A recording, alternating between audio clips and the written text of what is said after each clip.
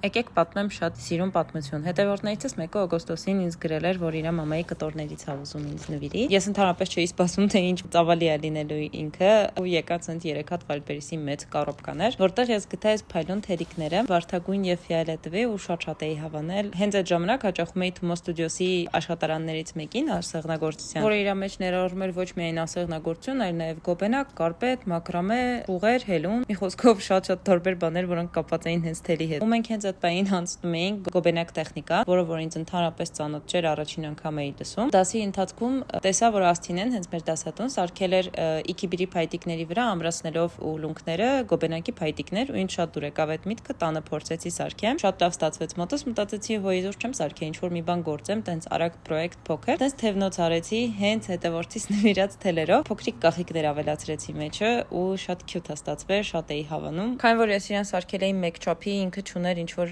ռեգուլյացիա կամ կարաբին, որով ես կարայի հանեի նորից դնեի, ես մի անգամ կապել էի ձեռքիս ու չէի հանում։ Գումարած այդ ամենին լյուրեքս թելերը իրանք շատ փխրուն են, շատ արագ են վնասվում, ինչի հետևանքով է ինքը վնասվեց ու պոկվեց։ Չնայած իր կարճաժամկետ կյանքին ինքը ինձ շատ մեծ էմոցիաներ էր տվել, որովհետև ընդհանուր պատմությունը շատ սիրուն է։ Որոշեցի ձեր հետ է կիսվեմ, էսե վերջնական տեսքը։ Bye։